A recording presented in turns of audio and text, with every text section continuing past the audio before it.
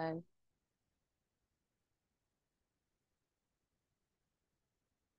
sorry, guys. Guys, so this is the this is the topic no about di lang ako mag-on camera guys because um pangit ako today. Lang. Anyway, so we'll discuss now your Haemophilus, Bordetella, Brucella, and Francisella. So they are collectively a group no as parvobacteria. So why are they called as parvobacteria? So recall that the term parvo no, means small. Okay, small gram-negative coccobacilli. So they belong no to the miscellaneous group of organisms. So the parvobacteria. Though again, they are small gram-negative coccobacilli. So again, no, they are pleomorphic or your Haemophilus, no, one of the parvobacteria, no, that belongs to your parvobacteria is your Haemophilus species. So your Haemophilus species, no, from the name itself, Haemophilus, no, Haemophilus, Haemo meaning blood, philus meaning loving, so they love blood. So they are a pleomorphic gram-negative organism. When we say pleomorphic, it assumes different shapes. So sometimes they're bacilli, cocobacilli, ganyan. So culture, no, again, it requires enriched media. So example of enriched media are your 5, 4, 3, 2, 1, your BAP. Okay, so your blood or cap. Okay, or your chocolate agar plate. So enriched meaning no, we supply uh, a specific sa tawag ni, a component no of your culture media for a specific bacteria to grow. Ayan, so that's enriched no. Enriched contains blood or blood products. Okay, so incubation niya is 35 to 37 degrees with 5 to 10% carbon dioxide in which asanin siya ibutang 5, 4, 3, 2 candle jar. Okay, so these are examples now of your Haemophilus species under your staining sa tissues. Ayan, so again no, Haemophilus meaning blood-loving. So growth requirement of your organisms. Of course, no, obviously, since they want, or from the name itself, Haemophilus, they want blood. Okay, so growth requirement, so one of which is your hemine or hematine. So remember, no, in hema, okay, so the end product, no, of your hemoglobin degradation is actually your hemine or hematine. So your hemine or hematine is also called as X factor.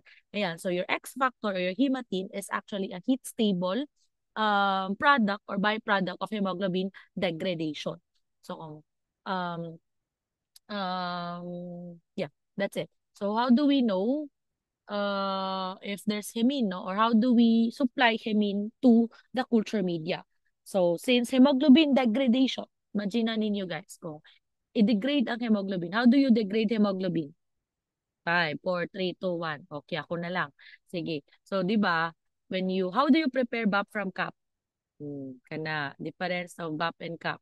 So, si BAP, no, blood agar, di ba, gi-prepare na to siya na bugnaw or na cool down na ang atoang gi-autoclave na blood agar base, whereas your cap no atoang gi gamit ana na blood no or gi-prepare na to ang cap, init pa kaayo ang atoang blood agar base, gibutang na dayon nato ang blood or gi-drop na nato ang blood. So once na drop ang blood sa init nga temperature, no, of course no, your RBCs will lyse. So kanang lyse, so since magawas na siya, so unsa gani ang sulod sa RBC, your hemoglobin. So ma-degrade ang hemoglobin. So once degraded ang hemoglobin, it will produce your hemine or your hematine. So that's how we supply our X factor. So again, no, paano makuha si X factor? Gamit lang mo cup. Na lang guys, gamit lang mo chocolate agar plate. Okay, next is your nicotinamide adenine dinucleotide or your coenzyme 1. So what is coenzyme 1? So this is also known as V factor. Okay, so this is heat stable, or rather heat labile na factor, okay, produced by certain bacteria and yeast or exogenous sources such as potato or yeast extracts. But usually, no, we supply the V factor for Haemophilus species, no, from another organism. So from S. aureus, S. pneumoniae, and Neisseria species. So these three organisms no can produce a V factor. So in other words, no kailangan nato sila in order for the Haemophilus species to grow. Okay? So kailangan nila ani nila. So dili tanan na, sige lang, I will explain it later. Ayan. So sheep's blood agar. So sheep's blood agar for the isolation of Haemophilus is not recommended. Why? Because um uh bakit? Because your Haemophilus again requires NAD or your V factor. Sometimes your red blood cells releases the enzyme nucleotide sorry, ay, nicotinamide adenine dinucleotidase which inactivates your NAD. Okay? So kung ma-inactivate sa NAD, mawala tong V factor, dili ka grow sa Haemophilus. Okay, nasabtan. O, sabtan na guys. So, except, of course, no, if your sheep's blood agar is supplemented or is grown with Staphylococcus aureus. So, kung naay Staphylococcus aureus in yung sheep's blood agar, meaning naay growth, naay mo supply sa NAD, even with the presence of your enzyme, nicotinamide adenine dinucleotidase. Okay, ayan. Ang best jud na gamito nato na culture media for your Haemophilus is actually your horse blood na horse blood agar. Okay? So horse blood ang gamit or rabbit blood because it doesn't have the enzyme nicotinamide adenine dinucleotidase. And preferably chocolate agar jud ang gamit to nato no because para ma-release si hemin. Yeah, okay, ma-release si X factor. Ayan, so ways of isolating your Haemophilus. So principles, so first is we have your Staphylococcus stick. So again, no, isa si Staphylococcus aureus na mag-produce og NAD. Okay? So si NAD will synthesize your si SAO will synthesize your NAD. Okay? So your Haemophilus species that requires V factor will form small dewdrop colonies around your Staphylococcus aureus. So this phenomenon is also known as satellitism. So nagsatellite sila around the colony or the streak of your Staphylococcus aureus. So when grown on SBA or sheep's blood agar, the beta hemolytic strain of your Staphylococcus aureus will release the V factor. Okay?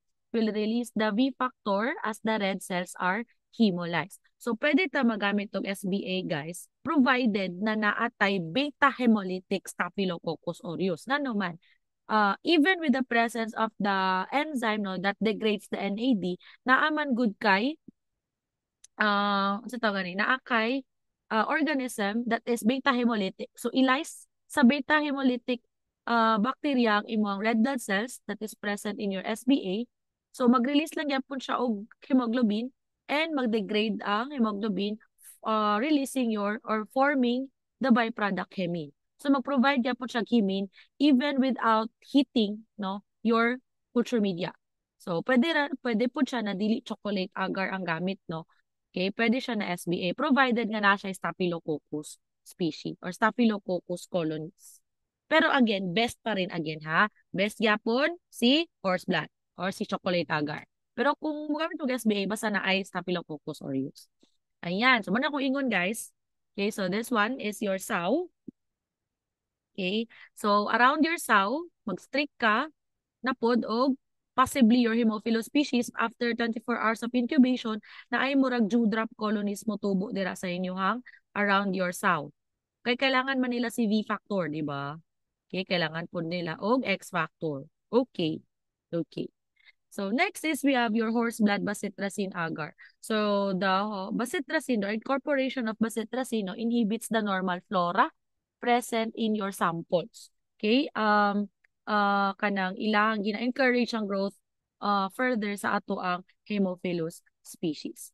Ayan. So, observe for hemolytic reaction. So, we have your Haemophilus hemolyticus and para-hemolyticus. Ayan. Next is your Leventhal agar. So, Leventhal agar is actually chocolate agar with 5% horse blood. So, this agar is used no, to isolate your Haemophilus influenzae na encapsulated, which appears iridescent, and non-encapsulated strains naman in Leventhal agar, appear as transparent, bluish, or non-iridescent.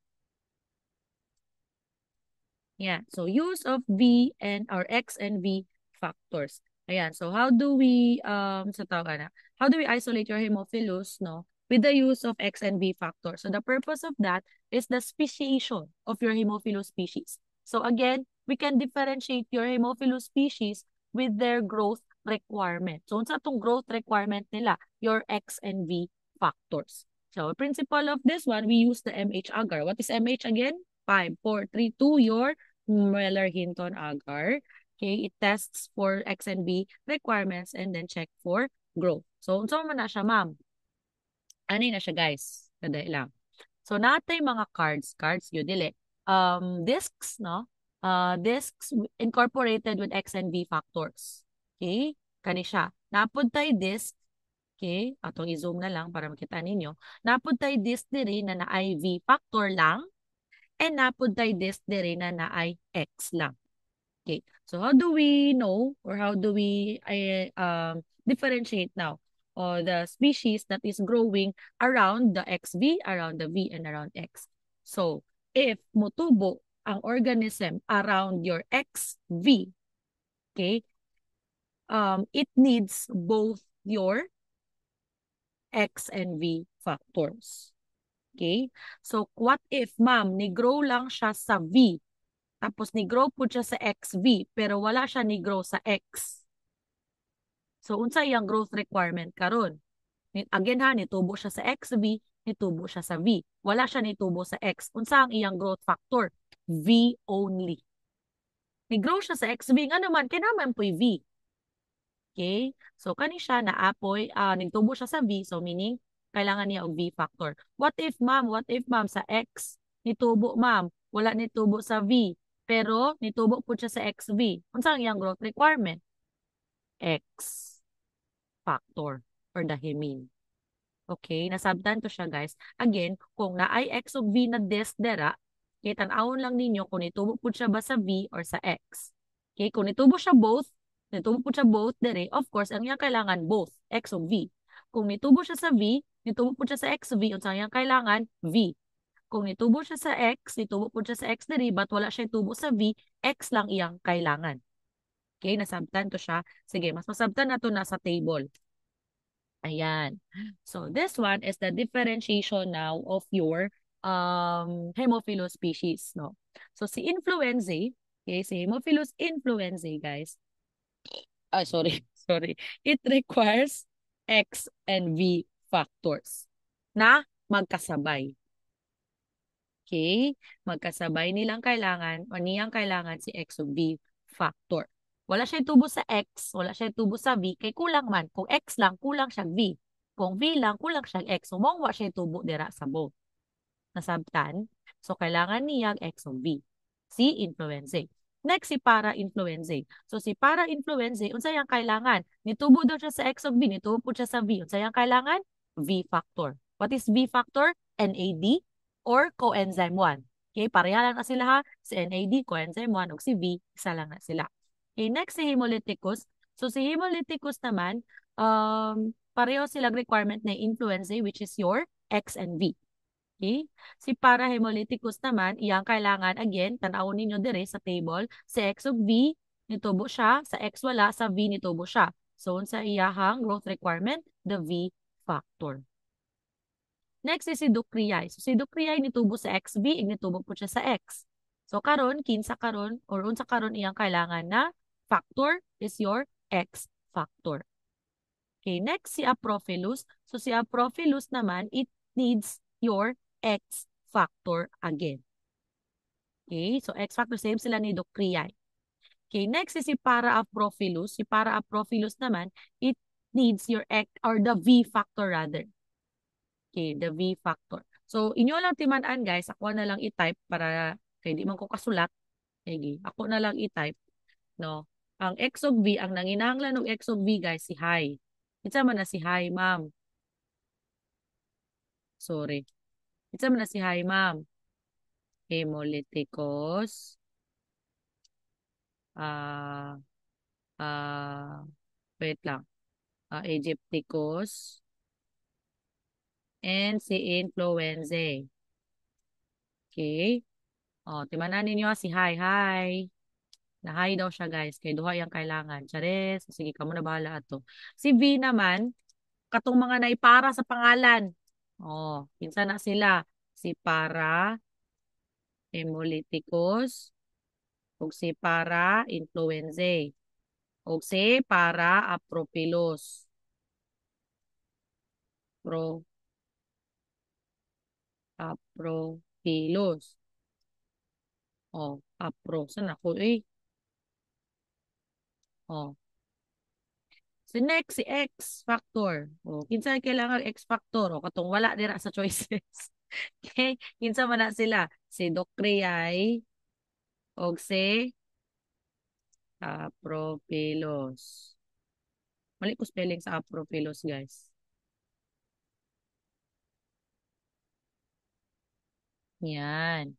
So again na si High, Hemolyticus, Aegypticus, Influenzae, both X and V, si para, V para, si X kay Docreae o si Aprophyllus. So balikan na to ang table, dara. O, itong para, kay V lang, V, V. O. Si X, si Docreae, Aprophyllus, si X og V, Influenzae, si High guys, si High. O, I, H, and si Aegypticus. Ayan. Okay, that's so much for the everything. Okay, next na ta. So next is your Diala porphyrin test. So your delta aminolevulinic acid test, this determines if the organism requires X factor. Ano dahil ng delta aminolevulinic acid, guys? So your Diala test will tell you if the organism requires X factor. So your H para influenzae, di ba si para influenzae? Katong mga para, di ba? Kang para, kayo sa ilang kailangan, V factor. Di ba? V factor siya. So since na siya V factor or kailangan, kaya ang requirement niya kay V factor lang, hindi niya kailangan ng X. Ala positive siya. Okay. Ano man dayon sa day ng ala, ma'am? So, kaning si para influenzae, okay, naamang siya enzyme that is needed to convert your aminolevulinic acid to porphobilinogen and porphyrin to hemine, which is your X factor. So, dili niya kailangan og exogenous source of X factor because the para-influenzae itself naa siya enzyme that will convert your ALA to hemine. So, kabalo siya mo provide og hemine sa iyang self. Nagets to siya, guys. So, dili niya kailangan exogenous source. Dili niya kailangan og other source. Hindi na kailangan og saw, okay? Para mag-produce og hemine for saw na noon. Hindi niya kailangan na malays pa ang RBCs because malays da ng RBCs because your para-influenzae has the enzyme that will convert your ALA to hemine. That's why ang iyahan lang requirement kay V factor lang. Again para masabtan ninyo, guys. Si para-influenzae, di ba, appeal siya sa katong B lang ang kailangan. Kailangan niya exogenous source of V. Okay, para motubo siya. Okay?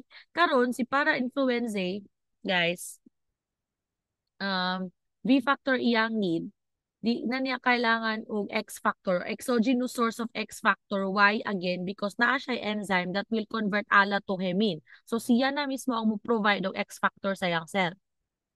Okay?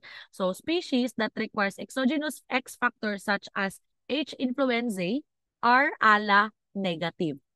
Wala sila, ALA negative sila. Kani nga test, negative sila ani nga test nga naman. Wala man sila enzyme that will convert your ALA to hemine. So kailangan nilang exogenous factor or exogenous source of X factor. Okay? ALA negative sila. Negative tong mga tao na noon, mga bakterya na um, walay enzyme. Okay?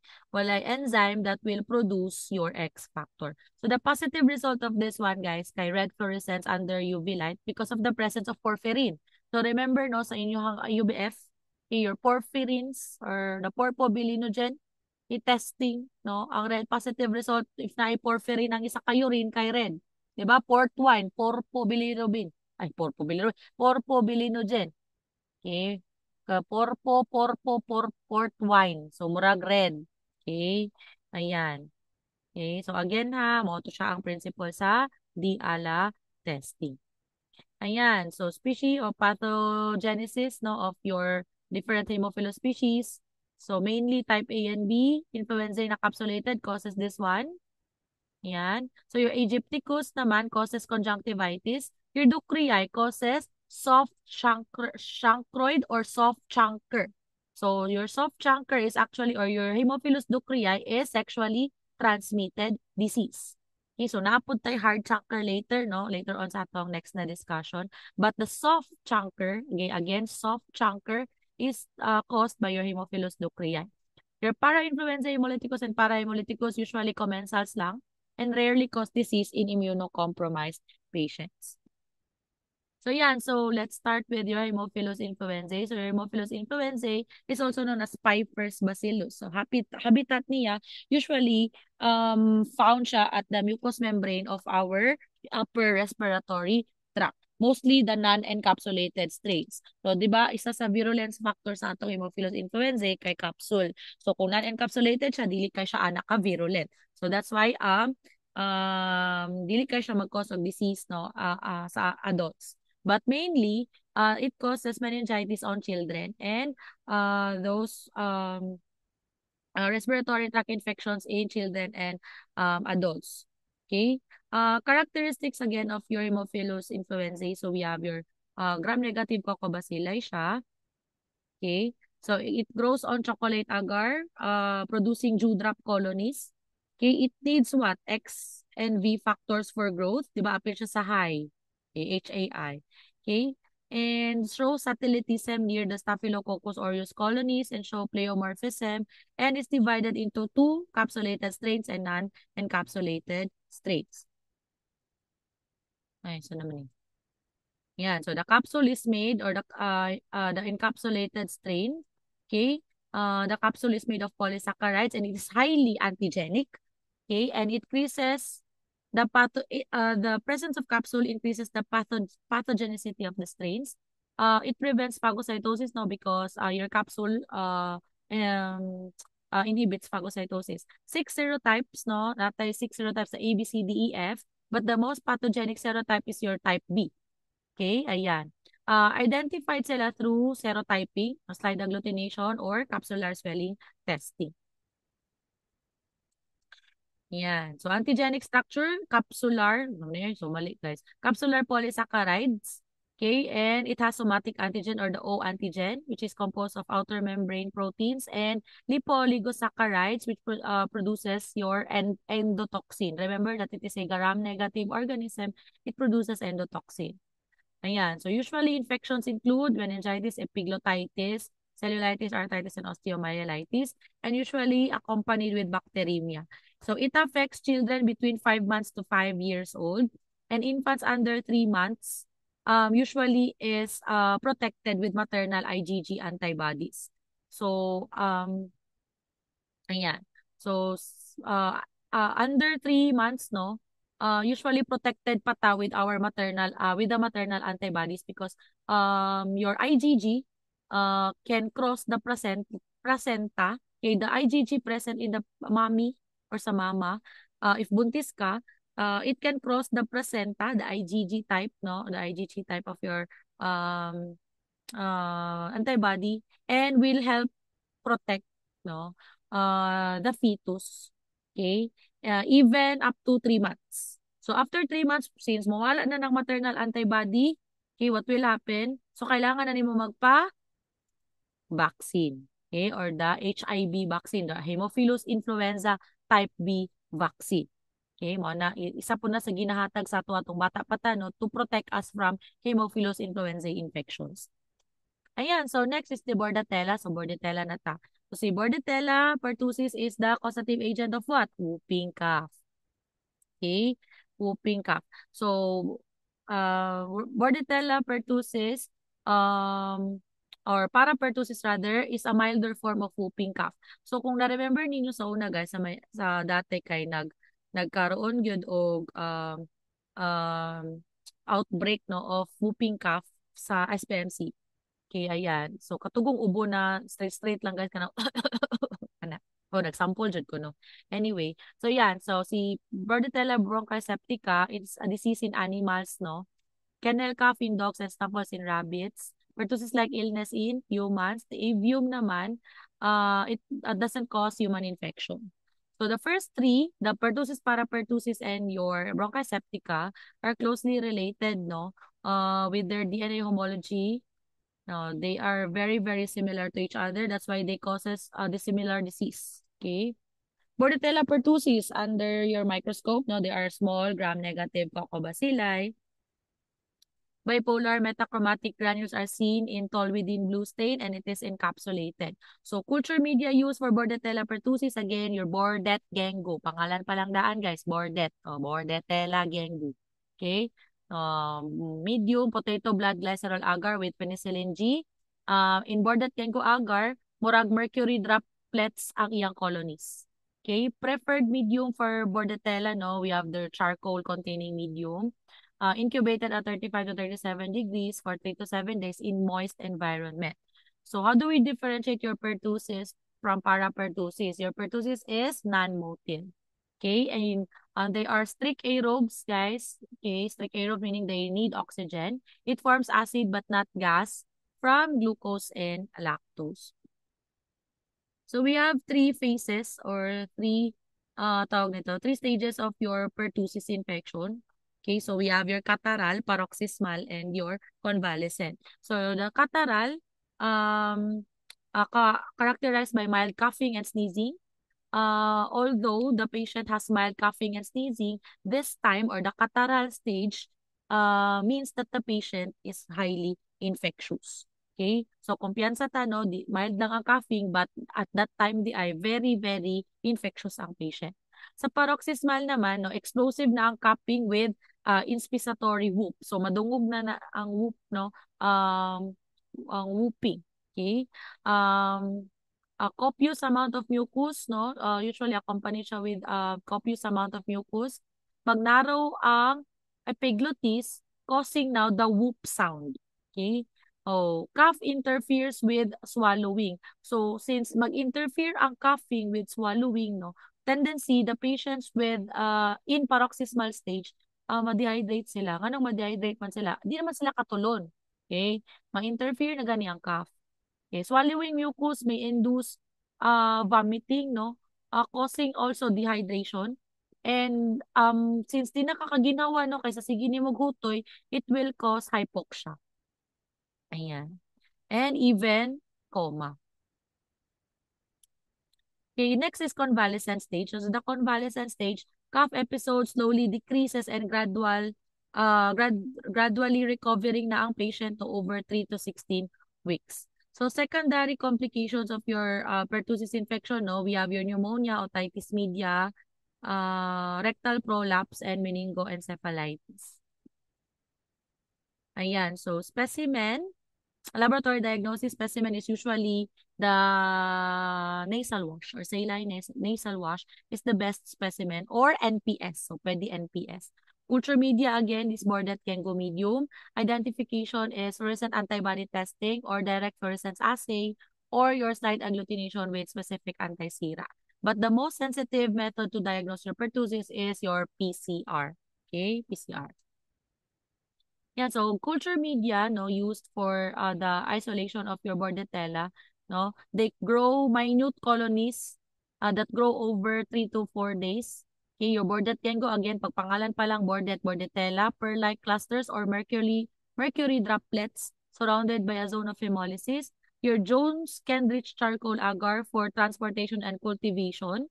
Regan-Low agar is also used, no, for the isolation of your Bordetella.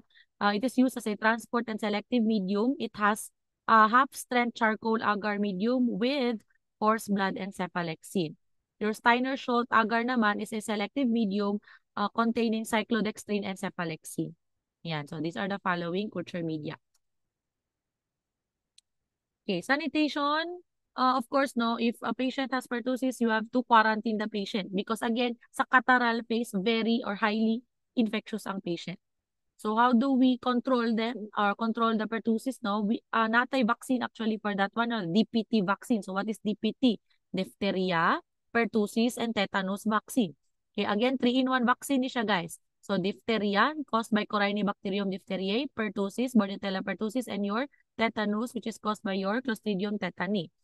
Chemotherapeutic or chemotherapy for this one, no? Pwede ta mag-antibiotic prophylaxis sa patients exposed, no? Sa patients, sa mga people exposed with patients, in patients with pertussis, pwede to sa Painomon o erythromycin. Ayan. So, erythromycin reduces actually the symptoms when given early at the catarrhal stage.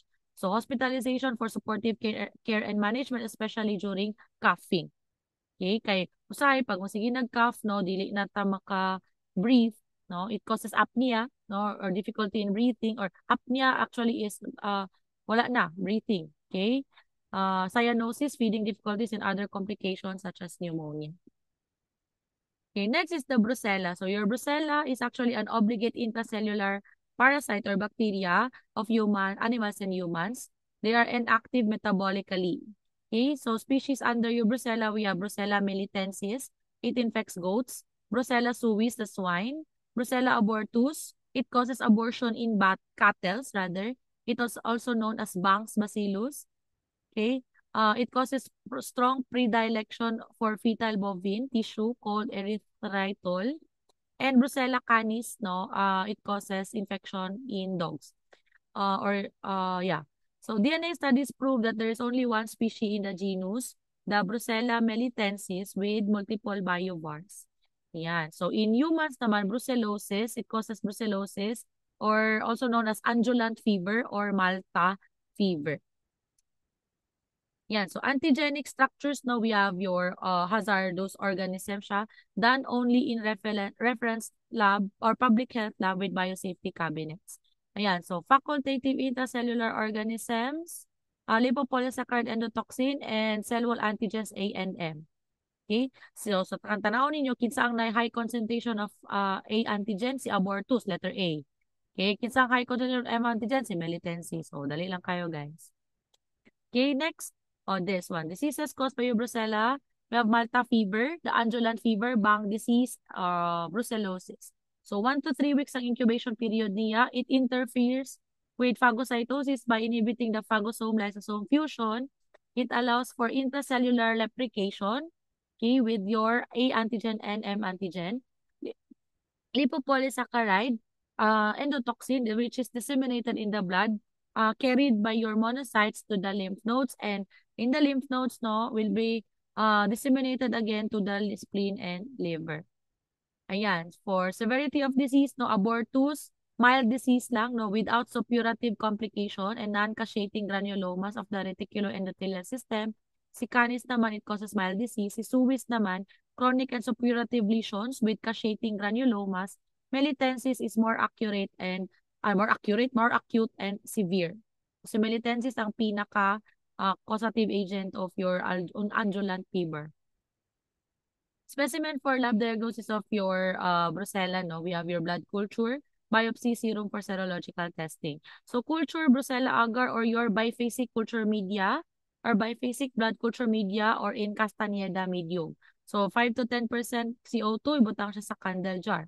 Characteristic is gram-negative Coccobacilli. Okay, catalase and oxidase test positive.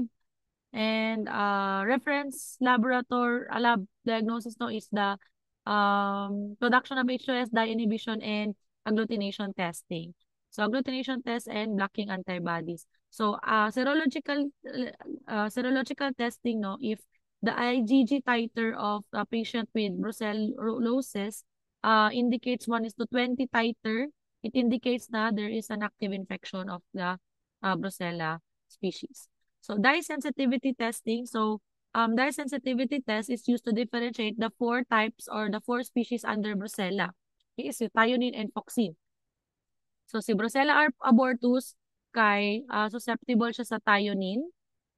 Okay, susceptible siya sa thionine, but wait lang.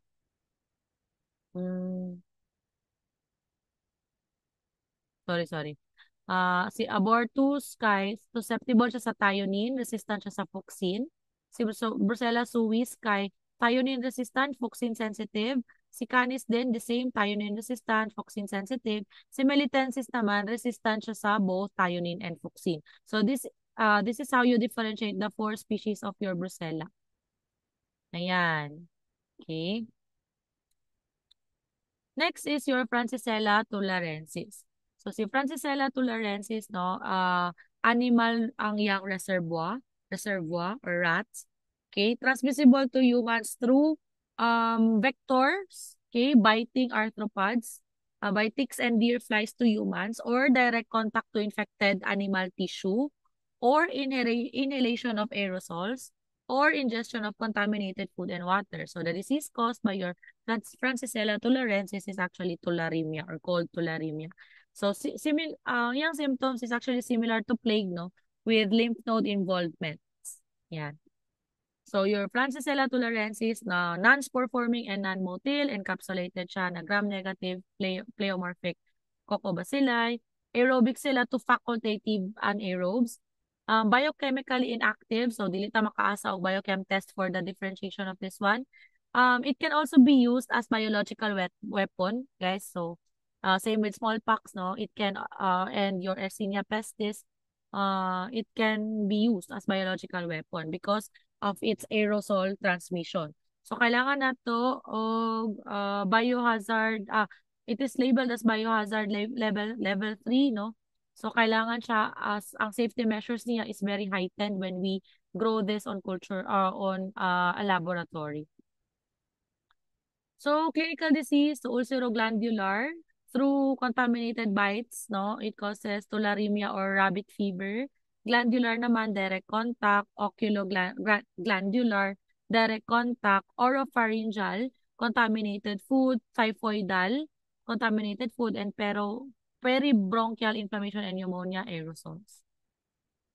So specimen for your Francisella tularensis, we have ulcer scrapings, lymph node biopsy, sputum, and serum. Microscopy, small, again, or tiny, gram-negative, Coccobacillus. Culture, they are slow growers, no, unless grown on special media. It can grow as fast as 2 to 3 days. So, what is the agar used, no, for this one? Pwede glucosystine blood agar. Pwede supplemented charcoal yeast extract.